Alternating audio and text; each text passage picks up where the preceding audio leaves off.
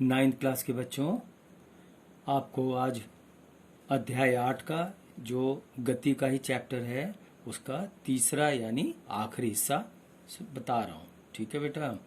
और इसमें आपको शुरू में ही, इससे पहले आपको बताया था पिछली क्लास में, इसमें 3 इक्वेशन है यानी समीकरण है गति के। जैसे v is equal to U plus A T पहला इक्वेशन था यानी समीकरण। दूसरा समीकरण है s is equal to U T plus half A T square. ठीक है। And third is 2as is equal to we square minus you square. Okay. अब बेटा यहाँ देखो, इसको मैंने पहले भी तुम्हें समझाया था। प्रारंभिक वेग जहां हम उसे u से डिनोट करते हैं, समझाते हैं, सूचित करते हैं। अंतिम वेग जो होता है वो v, जो मैंने यहाँ स्मॉल v से दिखाया है। समय जो दूरी तय करते हैं ना, तो उसमें समय लगता है, तो उसको t के द्वारा इंगित किया है, मतलब सूचित किया है। और जितनी दूरी तय करते हैं उसको स्मॉल s से। और त्वरण, त्वरण जो है वह है a से हम डिनोट करते हैं। ओके बेटा। अब आप का सारा ध्यान होना चाहिए कहाँ पे? ग्राफ के ऊपर, क्योंकि ये ग्राफ के द्वारा ही हम समझाएंगे और इसके इक्वेशन बनाए जाते हैं। बेटा ये पेपर में वेरी मोस्ट इम्पॉर्टेंट है, और ये संबंध यानी रिलेशनशिप पेपर में पूछा जाता है कि आप ग्राफी के द्वारा यानी ग्राफ पेपर के द्वारा ग्राफीय विधि से आप गति के समीकरण को समझाएं। यही एक तरीका ही है और इसके द्वारा आपको समझाना है। तो बेटा सबसे पहले आप ग्राफ पेपर लेंगे और उसमें इस प्रकार से बनाएंगे। यहाँ जैसे मैंने ग्राफ में आपको बताया है, दिखाया है। बेटा कोई वस्तु जो चलती है यानी अपनी जगह से गति करती है, मान लो कोई कार है, कोई इंसान है, कोई साइकिल में चलने वाला, तो गति करने वाली कोई भी एक वस्तु को ले सकते हो। तो वो वस्तु जो एक बिंदु है यहाँ, ठीक है बेटा, ये यहाँ है और यहाँ से वह वस्तु चलती है, चलना शुरुआत करती है। तो चलने में समय जो लगता है t टाइम लगता है। और प्रारंभिक वेग क्या है बेटा, उसको मैंने यहाँ दिखाया u, और यहाँ से u है, और पूरी दूरी यानी यहाँ से लेकर यहाँ तक जो है उसको मैंने इस साइड दिखाया। देखो v है लिखा, छोटा v, यानी ये अंतिम वेग हो गया। और आप देखो यहाँ पे जैसे ए ओ, यहाँ नाम मैंने लिख दिया है, ओ ए, यहाँ डी है, ये बी है, ये सब बिंदु है, और ये ए है और ये ई है। ठीक है। इन सबको मैंने दोनों अलग अलग एक्सिस पे दिखाया है। समय को एक्स एक्सिस पे, अक्ष पे दिखाया है, और वेग को मैंने कहाँ दिखाया है? वाई एक्सिस पे। देख लो ध्यान से, पूरे नजर से ध्यान से देखना, और इस वीडियो को बार बार देखना बेटा। तब आपको अच्छा हो। पूरे ध्यान से मैंने नीचे लिखा है गति के समीकरणों के लिए वेग समय ग्राफ, यानी एक तरफ वेग है और दूसरी तरफ देखो नीचे समय। इसी के ग्राफ को मैंने यहाँ दिखाया है बेटा। जो ये दिखाया है ओसी दिखाया है, यहाँ पे टी है, टाइम लगता है, तो यहाँ से यहाँ गति करने में टी टाइम है, और इतनी ही दूरी पैरेलल यहाँ है ए डी। ठीक है। तो यानी हम इसको ऐसे लिख सकते हैं, ओ सी इजिकल टू ए डी भी लिखा जा सकता है। उसी प्रकार यहाँ देखो u, यानी u क्या है, जैसे यहाँ मैंने दिखाया, ये पूरी जो लंबाई है, दूरी, वो है बी सी। इसे v क्या है? अंतिम वेग। ठीक है बेटा, v लगाया है। और इसी का छोटा यहाँ टुकड़ा दिखाया है यहाँ पे डी सी, ये है u। ठीक है बेटा, यानी प्रारंभिक वेग। इसी के पैरेलल देखो यहाँ भी दिखाया है ए ओ, ये भी क्या है? प्रारंभिक वेग। ठीक है, हो गया, समझ गए। अब हम आगे चलेंगे, इस प्रकार से समझेंगे कि वेग समय के बीच का जो संबंध है उसको समीकरण के द्वारा देखेंगे। इस यहाँ पे जो अभी मैंने समझाया, इसी चीज को मैंने साइड बाय साइड आपके लिए सुविधा के लिए यहाँ लिखा है कि B C is equal to we. देख लो यहाँ बी सी इजकल टू यहाँ अंतिम वेग, ओ ए दिखाओ यहाँ ओ ए कहाँ है, देख लो यहाँ लिखा है, इन सबको मैंने यहाँ साइड में लिखा, और ओ ए का ही पैरेलल यानी उतनी ही इक्वल टू डी सी भी लिखा है। ठीक है बेटा, ओ ए जितना है इतना ही यहाँ टी सी है, और ओ सी इजिकल टू टाइम टी लिखा है समय, तो वो फिर ओ सी के ही पैरेलल ए डी है, तो यहाँ मैंने ए डी लिखा है। बेटा ये इसको ध्यान से समझेंगे, पहले ये डायग्राम में ध्यान से मिला लेंगे जो मैंने कहा जितना कुछ। अब आगे, अब ऐसे मैंने समझाया आपको कि कोई वस्तु जो एक समान त्वरण के साथ गति में है, ठीक है, चल रहे कंटिन्यूअस एक समान त्वरण के साथ, तो उसके वेग समय ग्राफ के द्वारा हम उसे किस प्रकार समझेंगे, वो यहाँ जो अभी जितना समझाया उसी चीज को मैंने यहाँ लिख कर बताया है आपको। वस्तु का प्रारंभिक वेग u है और t समय में, यानी जो एक निश्चित समय है t समय में बढ़कर v हो जाता है, यानी अंतिम वेग v हो जाता है। बिंदु B से दो लंब हम बनाएंगे, ठीक है बेटा, बिंदु B से, देखो कहाँ है बिंदु B, ग्राफ पर देखो बिंदु B यहाँ है, यहाँ से दो लंब, यहाँ 90 डिग्री जैसे बोलते हैं सीधी रेखा, तो BC है, देखो यहाँ BC नीचे आ रही है किसके ऊपर, x एक्सिस पे, और दूसरा यहीं से इसी बिंदु B से E की तरफ यानी BE ये लेंगे y एक्सिस के तरफ, ठीक है, और यह जो BC और BE है वह क्रमशः समय तथा वेग को हम यहाँ एक्सिस पे दिखाते हैं, दर्शाते हैं। प्रारंभिक वेग, हाँ, प्रारंभिक वेग OA के द्वारा अंतिम वेग BC के साथ साथ समय अंतराल कितना लग रहा है, T समय पे चलता है, T समय में लग गया उसमें दूरी, तो वह OC के द्वारा दिखाया गया है। OC यहाँ देखो बेटा, T को मैंने OC के द्वारा दिखाया है ना, यहाँ T है, OC जो है दूरी, इस दूरी को तय करने में कितना समय लगा, T द्वारा दर्शाया गया, दिखाया गया। बेटा OC के समानांतर OC, ठीक है, समानांतर ही AD है, OC के समानांतर AD है। तो अब हम स्टार्ट कैसे करेंगे इक्वेशन के लिए, तो आप गौर करो ध्यान से, ये आपको मन में रखना होगा। BD जो सबसे देखो यहाँ पे BD, तो इसकी देखो ये वैल्यू कुछ है दिया हुआ, नहीं दिया हुआ है, तो ये BD निकालने के लिए हमें क्या करना होगा, पूरी लंबाई BC में से माइनस करेंगे CD, देखो यहाँ CD या DC एक ही बात है, आगे लिखो CD या DC बात एक ही है। तो BD निकालने के लिए, इस दूरी को निकालने के लिए हमें क्या करना होगा, BC में से CD माइनस कर देंगे तो निकल आएगा BD, है ना बेटा, इतनी लंबाई में से इतना घटा देंगे तो इधर निकल आएगा। अब आगे इसी को फिर मैंने BC को इधर भेजा है, इधर भेज दिया तो क्या आ गया, BD प्लस CD, ये देखो ये BC है, BC को मैंने इक्वल टू किधर भेजा, ठीक है, BC या इसको यहीं रहने दो, तो तुम CD को उधर भेजोगे तो क्या होगा, माइनस CD उधर जाकर प्लस CD हो जाएगा, तो इसको इसी तरह से लिखेंगे, ठीक है बेटा।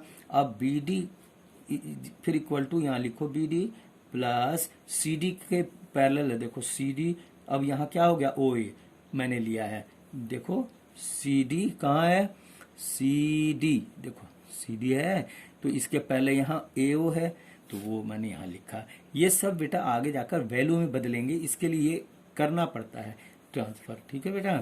अब आगे मैंने साइड में यहाँ लिखा है कि CD पैरेलल है OA, इसलिए मैंने CD के जगह पे OA यहाँ लिख दिया, तो टोटल क्या बन गया, BD प्लस OA बेटा। अब आगे BC जो V है, यहाँ से लेकर यहाँ तक की दूरी को V माना है ना, देखो यहाँ V लिखा है, OA इजिकल टू U है, तो वो अब उसकी वैल्यू पुट अप करेंगे, तो BC की जगह पे मैंने अब क्या कर दिया, यहाँ पे V लिखा है is equal to BD plus OA की जगह पे U लिखा है, ठीक है।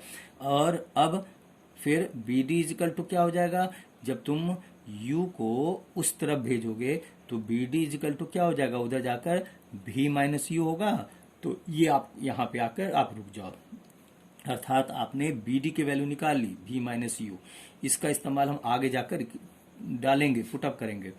बेटा आपको पहले से भी पता है, मैंने पिछली क्लास में भी आपको बताया था, त्वरण बराबर क्या होता है, वेग में परिवर्तन बटे समय, ठीक है। तो वो यहाँ फिर फॉर्मूला को लिखा है, त्वरण ए मानते हैं तो ए इजिकल टू वेग में परिवर्तन बटे तय की गई में लगा समय जो है वो लिखा है। तो देखो वेग में परिवर्तन का मतलब bd हो गया, हाँ, अपॉन ad, तय की गई दूरी में जो लगा समय है वो क्या है, ad।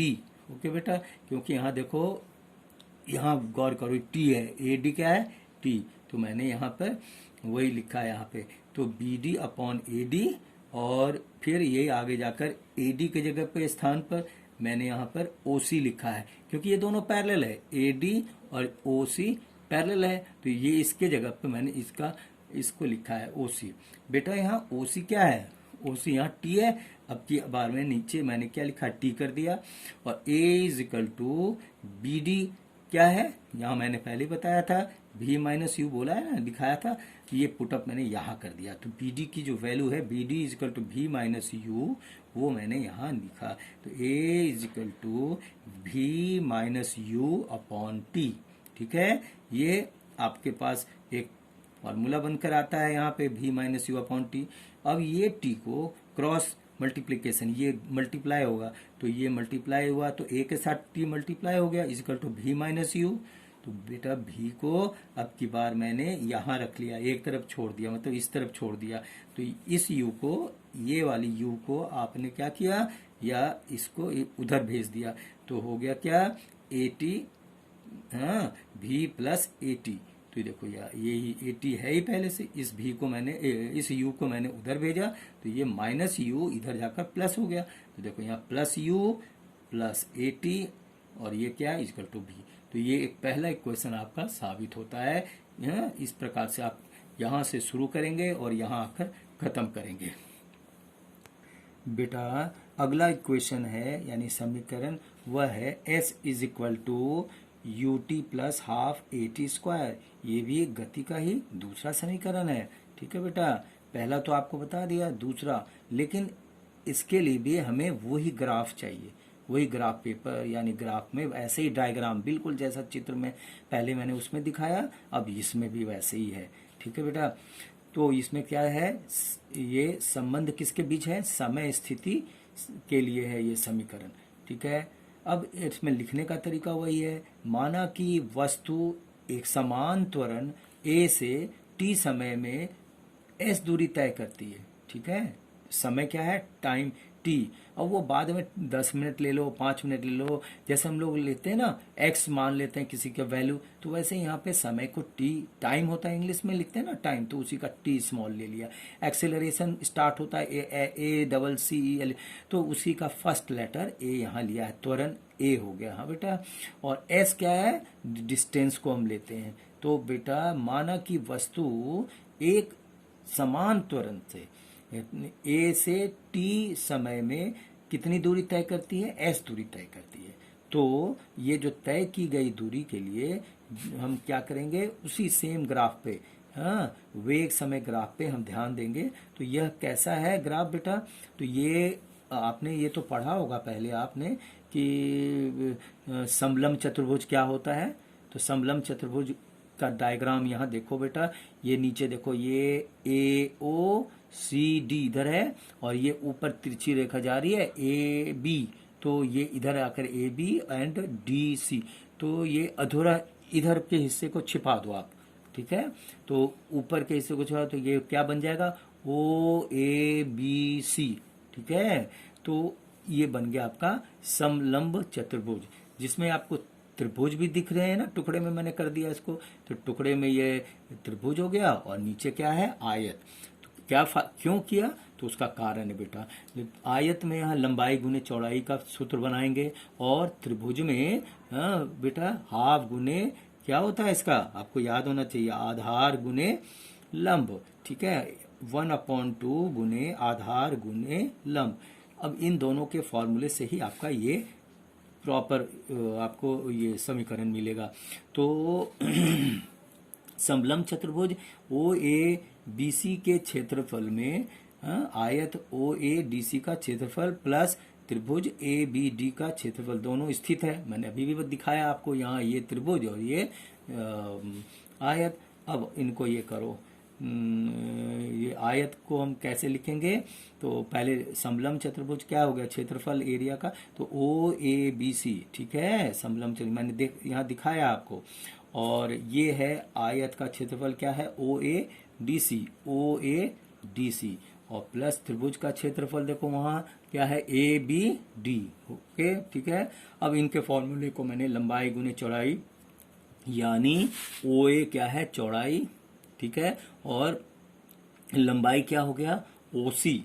ओके बेटा, यहाँ से ओसी लंबाई हो गया, ये चौड़ाई हो गया, तो उसको मैंने यहाँ दिखाया, ओ ए इंटू ओ सी, प्लस त्रिभुज का क्षेत्रफल का जो फॉर्मूला है वही मैंने लिखा, 1/2, और ब्रैकेट के अंदर A D into B D. A D कहाँ है, देखो ध्यान से इसमें, तो A D into B D. हाँ बेटा, तो इस प्रकार से इसके सूत्र तैयार लिखो मैंने, ए बी जो वैल्यू है उसको आप पुटअप करेंगे, तो यहाँ हो गया S इजकल टू ओ ए की वैल्यू U है, जो मैंने पहले ही आपको एक क्रम में लिखा था, ओ ए जो है U, देखो ओ ए क्या है, प्रारंभिक, तो यानी प्रारंभिक वेग, तो U इंटू टी हो गया, उसी टाइम है, plus half into A D, मतलब टाइम है यहाँ पे टी, देखो ए डी क्या है, ए डी, यहाँ टी लिखा है आपके सामने, देखो यहाँ टी है, तो ए डी टी लिखा into B D, B D की वैल्यू क्या है, बी डी बराबर ए टी,